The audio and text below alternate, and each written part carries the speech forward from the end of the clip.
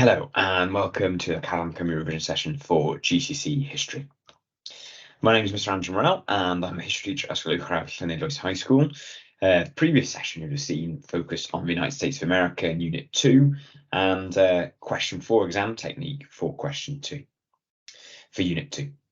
Session 2 today will focus on Depression, War and Recovery, particularly the key question, the coming of war, and exam technique for question 4 in the exam. While session 3 and session 4 I'll tell you more about at the end of this session. So the key question that we're going to think about today is how effectively did Britain prepare for war? We'll think about this in terms of the subject content specifically for this key question. There's 7 key questions in Depression, War and Recovery, and this forms one of those 7. We'll also at the same time treat this as an overarching question and keep referring back to it regularly, as ultimately you're going to need to make sure you've used the content to show real understanding. In this way, we can make a judgment on it to show that understanding, to mean that we've really understood it and not just remembered the bits of content and the facts and things like that. Now, a key tool I'm going to suggest we use throughout, and I'm going to pause the video or allow you to pause the video throughout in order to use, is this continuum line. Now, we in history, we don't want to be thinking about questions as yes or no answers. So an example being, right, did Britain prepare well, may lead to a yes or no kind of answer. Instead, we need to view it as a continuum, where we see from one end, as you can see here, the idea that very effective was what the preparations were, through to not prepared at all, absolutely most unprepared thing possible. In the middle, then you've got pretty well effectively prepared, kind of effectively prepared, through to not really prepared, not very much, not prepared at all. And for each of the subsections within this key question, then I'll invite you to make a judgment, and in this element here, to describe or to explain, why you've reached that decision, why you said that it was very effectively prepared or not. So the first subsection of this key question is the threat from Germany. So we'll revise the content of each of the subsections of the key question, and we'll break it up with some activities in order to try and make sure you've understood it and to test your knowledge a bit before then at the end we have a look at the question 4. So the first threat from Germany is found in the aftermath of World War I. Hitler promised that he'd make Germany a great power once again, one of the most powerful countries in Europe, like it was before the First World War. And to succeed in doing this, he'd have to break terms of the Treaty of Versailles. Now, the Treaty of Versailles, placed on Germany after the First World War, was really quite harsh on Germany. It said, for example, that Germany was completely to blame for the First World War. It said that the German army could be no bigger than 100,000 men. It said it could have no air force whatsoever, a navy of only 6 battleships, and probably most annoyingly, most infuriatingly for the Germans at the time was the reparation payment of 132 billion marks. Now, this led many actually in Britain as well to believe that this was a bit harsh, but nonetheless, they wanted to avoid war at all costs. Now, in 1933, Hitler was made Chancellor of Germany, and by 1934, he'd secured that power in his position as Führer. And from this point on, he did everything he could to tear up those terms of the Treaty of Versailles. That started with conscription and rearmament in 1935, just 1 year after he'd consolidated all of his power to be the Führer, the leader of Germany. So he introduced or reintroduced conscription, the idea that men of a certain age were forced to join the army. And he announced his plans for rearmament, to invest in new weapon building programs, to invest in new technology to improve their ability to fight wars.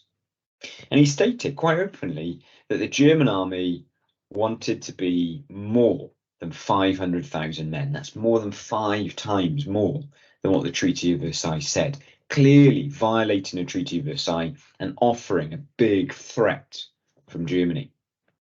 Now, Britain and France criticised Hitler's actions, but frankly, did little else. And actually, if we look at our next one, in some ways, they almost supported this rearmament. The Anglo-German Naval Agreement in 1935 saw Germany, along with Britain, agree that Germany's navy could be 35% the size of the British Navy, clearly breaking the Treaty of Versailles, because that's going to be way more than just 6 battleships.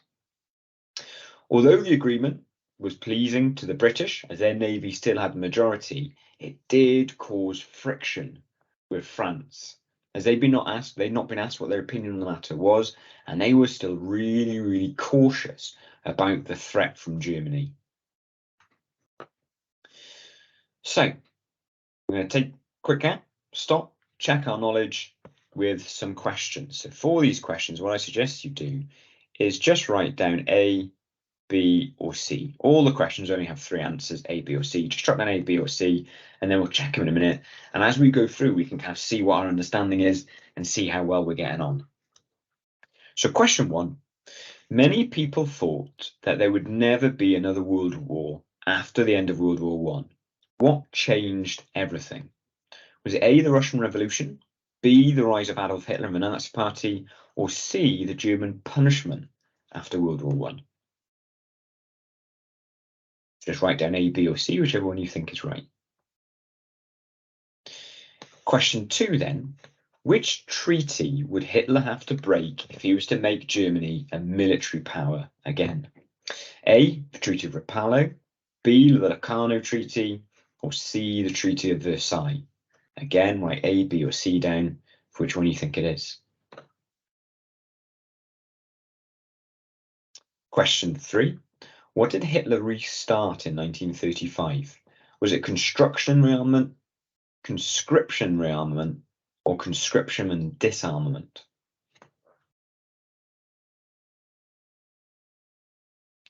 And last question, question 4. The Anglo-German Naval Agreement stated that the German Navy could be how large? 75% the size of the Royal Navy, 50% the size of the Royal Navy, or 35% of the size of the Royal Navy? Write down A, B, or C now. I'll pause for a second to make sure you've got an answer to each one of those questions.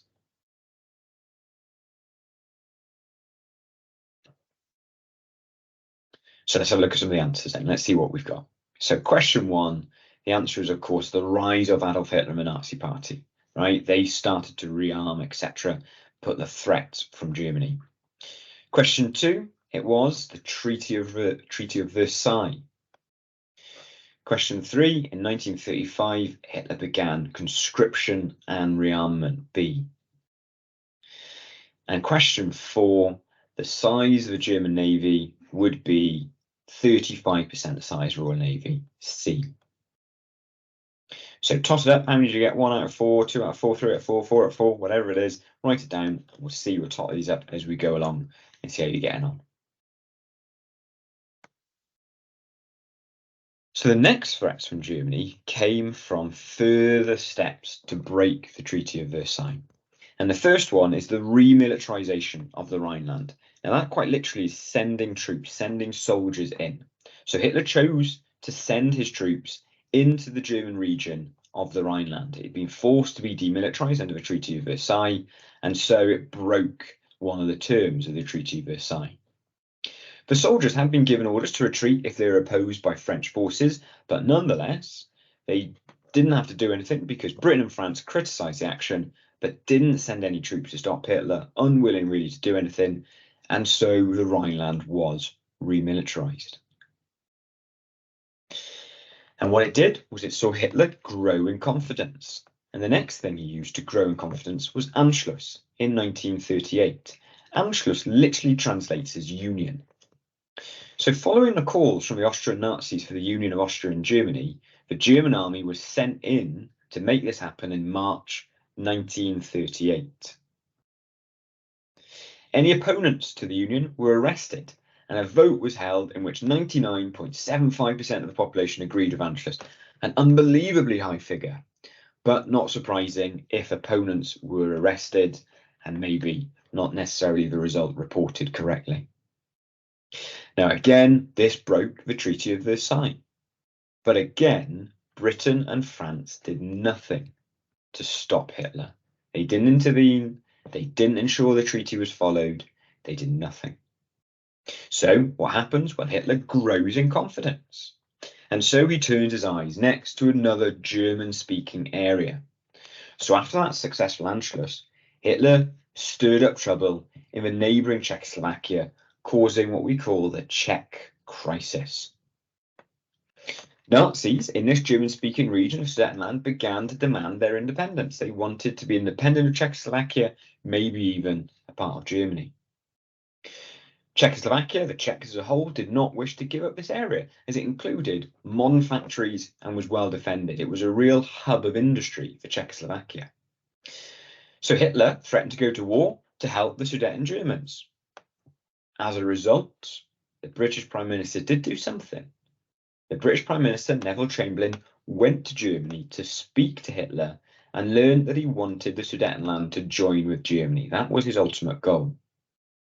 So after Hitler had threatened war to get what he wanted, a conference was held in Munich called the Munich Conference in September 1938. Britain, France, Italy and Germany decided that Sudetenland should be part of Germany. Now they didn't ask, interestingly, they didn't ask Czechoslovakia what it thought. It took the Sudetenland off them without even asking the Czechs. Britain and France promised then to protect the rest of independent Czechoslovakia. Even though they didn't ask the Czechs permission to give Sudetenland to Germany, they promised to ensure the independence of Czechoslovakia, to protect it. And Chamberlain returned to London, believing that he had avoided war. And there's a very famous, you might have seen it in your lessons, a very famous video of Neville Chamberlain stepping off the plane, waving some paper in the air and declaring peace in our time. He genuinely thought he was working towards preventing war in Germany. So let's test our understanding again then. So remember, A, B or C, that's all you need to write down. And we'll go through these 4 questions and see our understanding. So question 1, where did Germany remilitarize in 1936? Was it the Saar, the Ruhr or the Rhineland? Write down A, B or C, whichever one you think. Question 2, in 1938, the Anschluss took place. This was the union of Germany and which other country? A, Austria, B, Belgium or C, Switzerland? I should have put a C with a C there, shouldn't I? But here you go. Question 3. In 1938, where did the crisis arise after Hitler's encouraged? Sorry. In 1938, where did the crisis arise after Hitler encouraged German-speaking people to demand their independence? Was it A, Bohemia, B, Slovakia, or C, Sudetenland? Question 4. At which conference was the Union of Germany and Sudetenland permitted by Britain, France and Italy? Which conference was that union allowed by Britain, France and Italy? Is it A, Munich, B, Berlin or C, Stuttgart? So write down your A, B's or C's. I'll pause for a minute to make sure you have.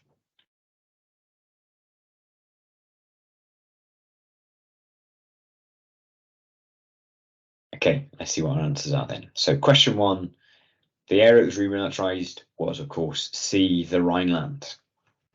Anschluss was the union between Germany and Austria, A. 1938, the crisis encouraged people from what area of land? It was Sudetenland. And often people get this confused with Slovakia because Sudetenland sits within Czechoslovakia, but still it is C, Sudetenland. And the conference was A, the Munich Conference. The Munich Conference in 1938. So again, write down your score so you can keep tabs of how well you're doing. So continuing the threats from Germany, well, next threat was the invasion of Czechoslovakia. Now in March 1939, German troops invaded the rest of Czechoslovakia, and this broke that agreement signed at Munich just 6 months earlier. And it proved that Hitler wanted to gain more than just the German-speaking places. He wanted more than just uniting German-speaking people together. And the British and the French finally realized that Hitler could not be trusted. They'd prayed that up until this point that Hitler could be trusted, but now they agreed not to give in to him again. And Chamberlain subsequently made a deal with Poland and began to rearm Britain as a result, to protect Poland, to stop any German invasion, as that's where they thought Germany may head next. Now, this threat from Germany continued in a very strange pact, a very strange agreement between the Nazis and the Soviets, their long-term enemy. The Nazis, Hitler hated communists, and the Soviets were communist, so it caught people by surprise. So in 1939, Hitler went further and he demanded what's called the Polish Corridor, which was given to Poland as part of the Treaty of Versailles, taken from Germany and given to Poland. Now, as Britain and France had made deals to protect Poland, Hitler now made a deal of his own. In August of 1939, Hitler shook the world when he made a peace deal with his long-term enemy, the communists in the USSR. However, they promised to split Poland between them in order to give them their own areas of Poland, and Hitler thought that this would stop Britain and France from helping Poland. He thought it'd be enough to stop it. Nonetheless, he's got it wrong, because on the 1st of September 1939, Hitler invaded Poland. 2 days later, on the 3rd of September, Britain and France declared war on Germany after Hitler's refusal to withdraw his troops and because they had promised to protect Poland following that invasion of Czechoslovakia. And as a result, the Second World War had now begun. So the threat from Germany had grown and grown and grown as Hitler became more and more and more confident. So again, let's test our knowledge. Question 1. Hitler's invasion of which country in March 1939 finally showed Britain that Hitler could not be trusted? A. Poland, B. Austria, C. Czechoslovakia. Be careful with that one. Question 2. Nazi Germany surprised the world by signing a treaty with which country in August 1939? Was it A. France, B. Poland, or C. USSR, United Soviet Socialist Republic? Question 3. Britain and France declared war against Germany on the 3rd of September 1939 after the invasion of which country? A. France, B. Czechoslovakia, or C. Poland? Just write down your A, B, or C.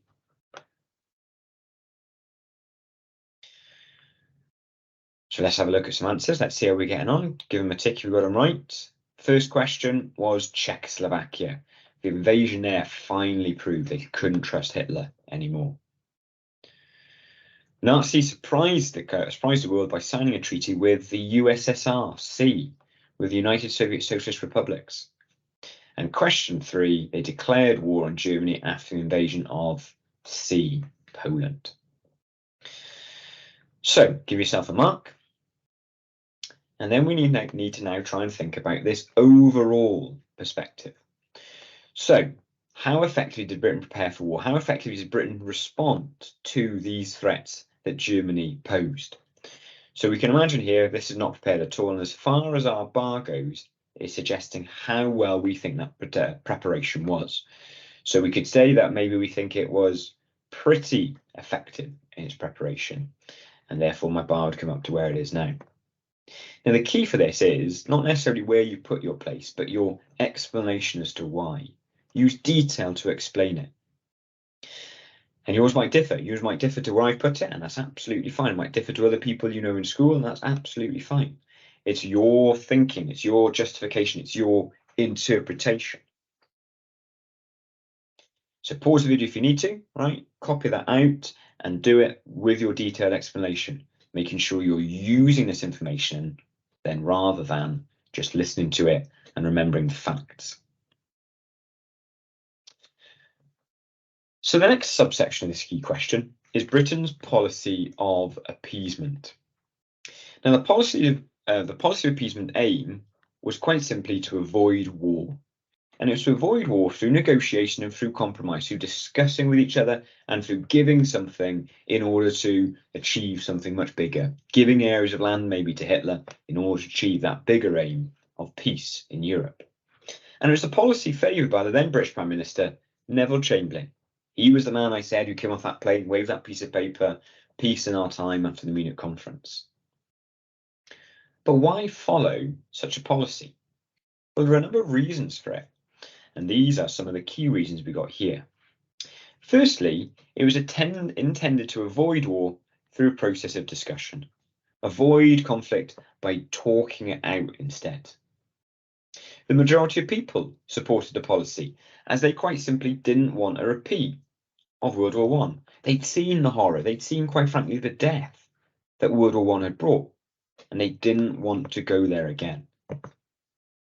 Thirdly, Chamberlain was happy to cede territory, happy to give Germany territory as a price for peace. If they will accept a little bit of extra land in order to stop a general European war, then Chamberlain was happy with that. Fourthly, he honestly believed that it would satisfy Hitler. Once Hitler was given the Sudetenland, allowed to have Austria, allowed to remilitarize the Rhineland, Chamberlain thought that would satisfy him. He would not need to do anything else to maintain peace. Fifthly, Britain was not ready for war. Britain was not ready. The Depression had not long happened, or they were still in the middle of the Depression in many ways, and therefore the government budgets were shrinking. They hadn't spent money on the army, on the navy, on the air force, and so they just weren't prepared. And lastly, the Depression had meant less money was spent on the military. Less money. They were spending it, well, if they didn't have money to spend on keeping people fed and keeping people off the streets, then they didn't have money to spend on the military. Now, various historians have kind of thought about this, assessed it, and came up with their own interpretations as to what this policy of appeasement was like, how successful it was. And the first group are the traditional historians, who wrote really in the 1940s and 1950s, and they criticised appeasement as cowardice. They said it was a cowardly policy. A coward avoids conflict, and that's exactly what Britain had done. And they go on to say that ultimately it enabled Hitler to start World War II. If they tackled Germany earlier on, if they hadn't been so cowardly earlier on, then it could have prevented such a big war.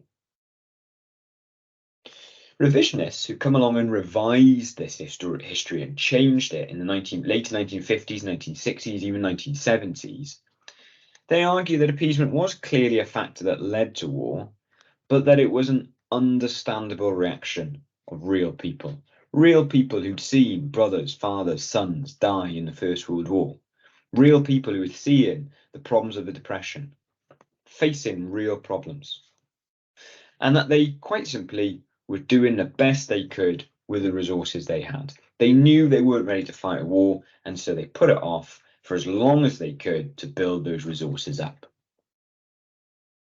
Whilst your counter-revisionists, who kind of come back and revise it again, writing from the 1990s onwards really, have said that appeasement was the only choice of the British government. So they don't blame the British government for following that specific policy, but they say it was poorly carried out. It was too late and wasn't enforced strongly enough to constrain Hitler's demands. If they'd stepped in a bit earlier with that policy, if they tried to constrain his demands a little bit more, then maybe we could have avoided a conflict as a whole. Now, your job then is to think, which of these groups of historians do you agree with most? Which ones do you think explain this policy of appeasement most? Was it a cowardly failure? Was it the best thing that could have happened at the time?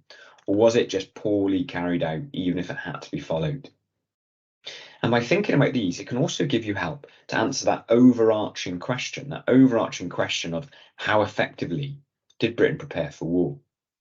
So again, we now need to make a judgment, don't we? How effective was appeasement at preparing Britain for war? Now, before you make your judgment, let's just have a quick look at this quote from Winston Churchill. Now, Winston Churchill was one of the voices that spoke out against the policy of appeasement from quite early on, really, as well. And he suggested that Britain hadn't effectively prepared for war because appeasement was like someone who, quote unquote, feeds a crocodile hoping it will eat him last. Who feeds a crocodile hoping it will eat him last. By giving Germany Austria, then the Sudetenland, then the Rhineland, then Poland, then ultimately Hitler says it's no surprise they were coming for Britain next. It's a crocodile. They're always going to eat more and more and more. So he is a big critic of this policy of appeasement and would argue then much closer to the not prepared at all by following that policy of appeasement. So again, pause the video if you need, draw out your continuing line, make your judgment, And crucially, give your detailed explanation. Why have you said it showed Britain was not prepared at all, or Britain was very effectively prepared? Whatever your decision is, what reasons have you got to back that up?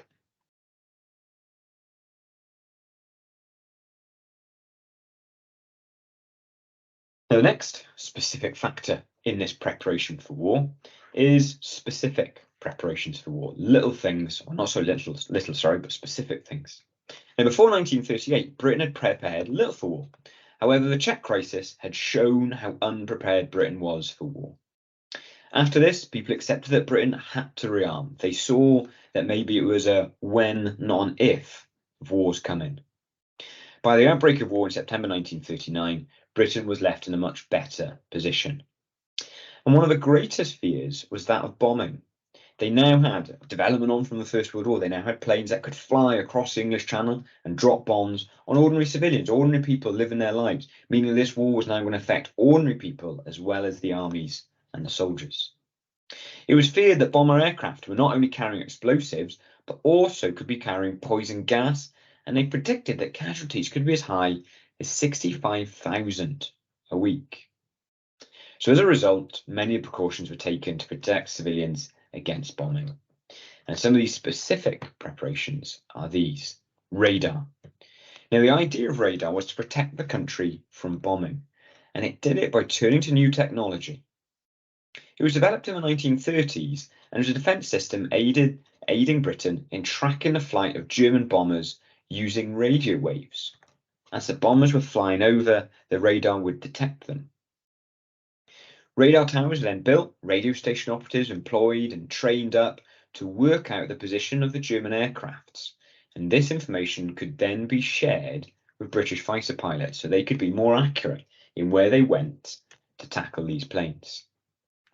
Although radar wouldn't stop them, it wouldn't shoot the planes out of the sky or anything like that, it would help the smaller RAF to attack the enemy bombers as they knew where they were positioned. It's a classic example of working smarter, not harder. They could identify pretty accurately where these planes were, and they could send the RAF planes to go and find them without wasting time searching up and down the coastline, etc. Second is the anti-aircraft guns. Now, these were the things that would literally try and shoot the planes out of the sky. Thousands of these anti-aircraft guns were placed across the country, and these guns were backed with powerful searchlights. Most bombing raids were flown at night because it gave them better disguise. So these searchlights could pinpoint where the plane was in the sky and then aim the guns, which could fire over 100 rounds a minute to try and bring those planes down. And lastly, in terms of stopping the bombers coming in the first place, is barrage balloons. To defend against these bombers that did manage to get through, that did slip through the radar, barrage balloons were used. And these were large balloons attached to cables that were meant to stop bombers flying at a low height. And it would make accurate bombing way more difficult. They'd have to fly at a higher height, and they didn't have as good as accuracy over where those bombs they were dropping were going to go. And by August 1940, there were over 2,000 barrage balloons over major cities and industrial sites across Britain.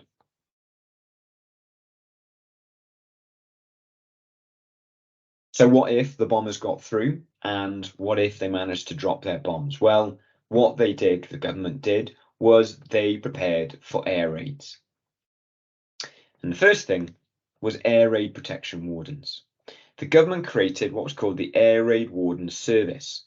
Civilians were recruited as wardens, trained on how to help protect people from bombing, and when the war broke out, by 1939, there were already 1.5 million wardens in place, and they belonged to the newly named Air Raid Precautions.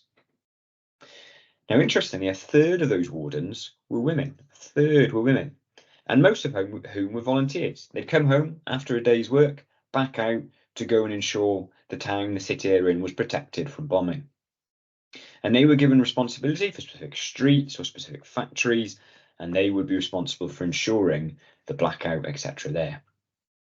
Now, they didn't wear a uniform, but they were given a steel helmet and an armband with ARP written on to show who they are. Now, if you watch Dad's Army, you know what I mean by that, with the ARP helmet and the badge on the arm.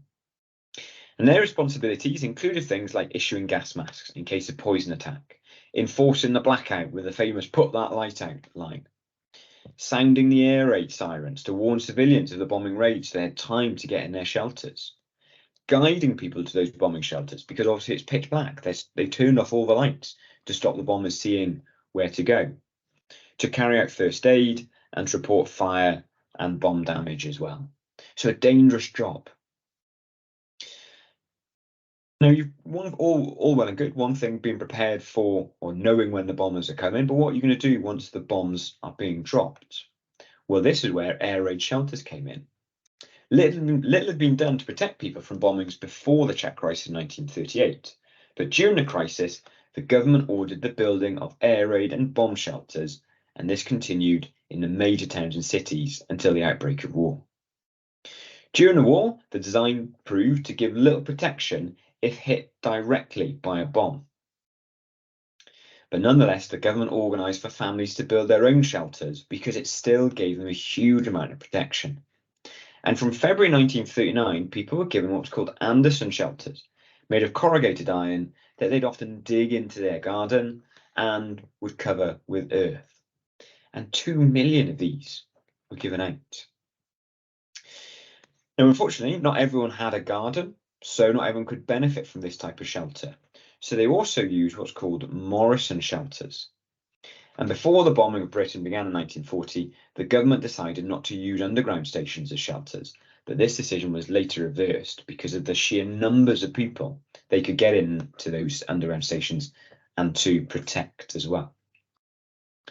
So a bit different this time. I'm not going to give you some questions. Instead, I'm going to draw an item and I want you to see how quickly you can work out which specific preparation I'm talking about. So let's start. We'll do this one first.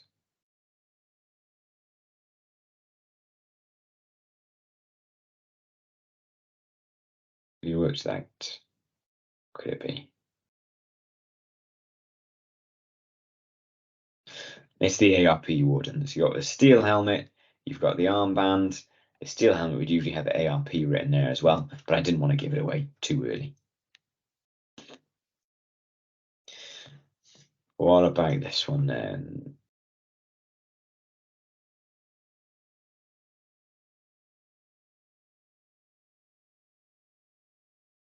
Maybe forgiven for thinking this is some sort of insect, maybe. It's not. It is, of course, a barrage balloon. This is the balloon itself.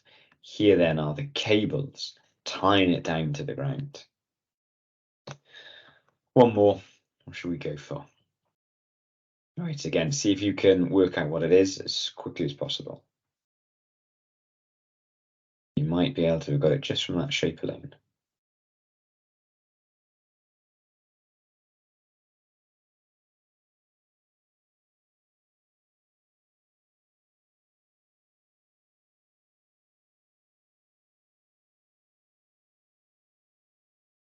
It is, of course, an Anderson shelter. Here you've got your sandbags or your earth building it. Here you've got your corrugated iron, and then you've got it dug into the ground as best they could to give as much protection as possible. Okay, so again, pause for thought. Take some time, maybe pause the video and answer this question using our continuum line to make a real judgment. How prepared? Draw your line as far or not across as you think. Before you do, maybe just have a look at this quote from the Imperial War Museum and the Home Front article published in 2020. Britain started to prepare for the Second World War at least a year before it actually started, they said. So again, make a judgment, pause the video if you need, and then come back and we'll carry on.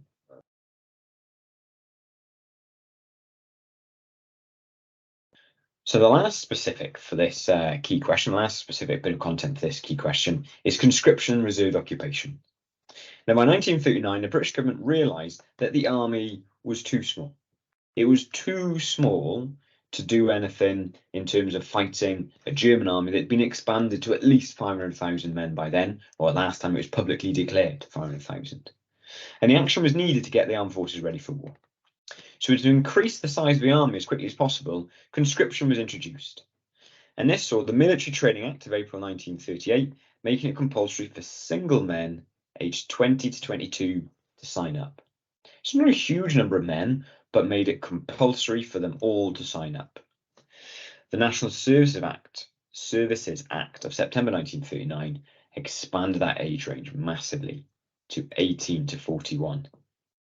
And by the end of 1939, more than 1.5 million men had been conscripted to join the army. They'd seen a huge increase in the size of the army. Now, not all men would be called up to serve in the military, because during the First World War, it had become apparent that skilled workers were needed to stay in certain industries to keep the home economy running, to keep people surviving, to keep making things that are needed to fight the war in the first place. And so in 1938, before the war even began, the government produced a list of what they called reserved occupations, jobs reserved for staying at home. And the list included farmers, railway workers, teachers, doctors, those involved in engineering. They needed farmers to grow the food for the people in the country. They needed railway workers to transport stuff across the country. Now, interestingly, initially, coal mining wasn't on the list, but it was added much later on in the war when they created what were called the Bevin Boys. Now, these were men who would be conscripted, but rather than conscripted into the army, they instead had to serve down the coal mines, mining coal to power the factories that are making the guns, to power the naval ships that are sailing around the world and bringing in supplies from abroad as well. So we'll test our understanding again with a few questions. Again, write A, B, C, or D down. A, B, or C down, and then we'll tot them up at the end. So question 1, when was the first conscription of World War II made? Was it April 1939, August 1939, or September 1939? Question 2, how many men had been conscripted into the British Army by 1939? Was it 1 million, 1.5 million, or 2.5 million? Question 3, what was not initially included as a reserved occupation? Was it coal miners, railway workers, or farmers? So make sure you've written your A, B, or C down. So question 1, when was the first law? April 1938. April 1938, that one that was just for single men aged 20 to 22. How many men had been conscripted into the army? Well, that was 1.5 million by the time that they would get started with the fighting. And question 3, it was coal miners. Initially not a reserved occupation, but created afterwards with those Bevin Boys. So here we go. Again, you need to make your judgment. How effectively is Britain prepared for war? So draw your continuum for this bit, conscription and rearmament. Make a judgment. Was it very effective preparation? Was it not good preparation at all? And in that detailed explanation, use specific details to back up your opinion. Is it the fact the army's now 1.5 million that means it's very effectively prepared? Is it the fact they didn't include coal miners that means it's not prepared at all? So pause if you need to and restart when you're ready. If you've not done it throughout, then maybe you could take this opportunity here with all of these together, copy them out onto your piece of paper and make your judgment with those detailed explanations. Again, if you've not done it before, then this could be a good opportunity to pause here, do it so you're making sure you're using that information and you're not just remembering the content, but you're thinking it through. Most important for the exam, as we'll see now with question 4.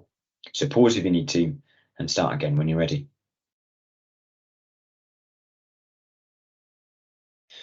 So what we're going to do now, just briefly before the session finishes, is have a look at question 4 in the exam. Now, no matter what option you're doing in Unit 1, the skills needed for each question will always remain the same. You still do the same thing for each type of question for each topic that question 4 is on. You can see a couple of examples of these below here. But what we'll look at today is we'll look at this question here, which is not come from the exam board or anything. It's exactly the same style, but it's one that I've written, I've kind of made up myself. So you can see question 4 just in the exam style. This question is about British preparedness for war. Explain the connections between 3 of the following. Conscription, remilitarization of Rhineland, Munich crisis, and appeasement. Now, if I was answering this question, the first thing I'd do is think, which do I know least about? And that's the one I wouldn't circle, I wouldn't choose. To highlight your choices, there are spaces to write in the exam paper. I would suggest save valuable seconds and circle it instead. Now, in terms of where the marks come from, you can see here, and this is why I've emphasized going along, that it's not just about knowing the content, but using the information. AO1 marks for detailed knowledge is just 2 out of the 12 marks. 10 out of the 2 marks for AO2 are about the connections. Even if it's 3 out of these 3 out of the 10 marks, they're still emphasizing the connections. And so a tool I suggest to help you with ensuring you're covering these connections is this triangle here. So you've got to pick 3 factors. So I suggest you write the 3 factors, draw arrows between them to make them a triangle shape. And then as you write a link, you can give it a tick to say, I've made a link between appeasement and remilitarization of the Rhineland. Give it a tick, I've made a link between a Munich crisis and appeasement. I've made a second link between a Munich crisis and appeasement. Give it a tick. That way you know. So if at the end of writing your answer you had your triangle like this, then you know you've not done a link here, and so you're not going to be getting more than 5 or 7 marks. So let's have a look at this answer together here quickly, and we'll see what we'll do is as we go along, we'll tick on the side in this triangle where we see a link happening, and then we can begin to see what mark it might get. So Britain's policy of appeasement towards Germany in the 1930s was aimed at giving ground diplomatically in order to avoid another war. People in Britain remembered the horrors of World War I, while some politicians felt that Germany had been unfairly treated by the Treaty of Versailles. In addition, many leaders at the time felt the Depression had made Britain incapable of fighting a large-scale conflict. So you've got there some detail for AO1, haven't you? Some key details that are going to get you those 2 out of 12 marks. But no links yet, no connections yet at all. Appeasement simply ignored Hitler's military build-up, and by 1939, Germany had an army of 1.4 million men and a highly advanced air force. Now, you might think, actually, that's a connection, because listed in this is conscription, isn't it? But it's not one that we circled. So it's not one the examiners would give you any marks for. It's only the ones that you said you're going to make links between that they'll give you marks for. This is also linked to the Munich crisis, as Britain sacrificed part of Czechoslovakia in order to maintain peace. So here we go, we've got our first link between the Munich crisis and appeasement. Give it a tick. We know that's one link made. The Munich crisis came about as a result of Hitler's desire to expand Germany to include all German speakers in Europe. The Sudetenland area and West Czechoslovakia contained many ethnic Germans. Again, more AO1. This may have been caused by Britain's policy of appeasement, which had so far failed to challenge Hitler for breaking the terms of the Treaty of Versailles, for example, over the union of Austria and Germany, which was forbidden. So here we go. We have got a link between the Munich crisis and appeasement again. It's likely that the policy may have actually encouraged Hitler, as he may have been under the impression that Britain and France were simply unwilling to act. A link can also be formed with the remilitarization of Rhineland, as Hitler was again allowed to go unchallenged for his breach of the terms, even though German generals were told to retreat if they faced any kind of opposition. So we've now got a link between the Munich crisis and remilitarization of Rhineland. So we see we're coming out with band 2 for our connection marks because we're linking 2 factors. In 1919, the Rhineland was established as a demilitarized area by the French, who wanted a buffer zone between themselves and Germany should another war begin. In 1936, and probably the result of growing military confidence after the introduction of conscription, Hitler ordered German soldiers into the zone. More AO1 marks, more descriptive marks. So it's going to be 2 out of 2 in terms of specific detail, I would say. This would also be linked to the policy of appeasement, as it's likely that economic weakness in both Britain and France meant that both countries were in no position to react for fear of starting a war. So here we go. We've now got a link, remilitarization of Rhineland to appeasement. We're now completing our triangle. There's also a link here with the policy of appeasement, and that Britain adopted a similar strategy in relation to the Sudetenland, and probably for similar reasons. Britain had very little support in order to fight a war with Germany, and with Canada, the only country willing to lend support. Another link then, Rhineland to appeasement. So you can see then we've got 2 between Munich crisis and appeasement, 2 between appeasement and remilitarization, and 1 between remilitarization and Rhineland, and remilitarization of Rhineland and Munich crisis. So the one area for improvement then would be another link here, but we've firmly entered some high bands with some good connections there. So this triangle tool, I would suggest, is a really good way of ensuring you access all the marks for those connections. So that's the end of this session on the coming of war and question 4 exam technique within DWR. The next session will be led by Mr. Downton on DWR as well, specifically the key question of rebuilding the country after 1945 and looking specifically at question 5.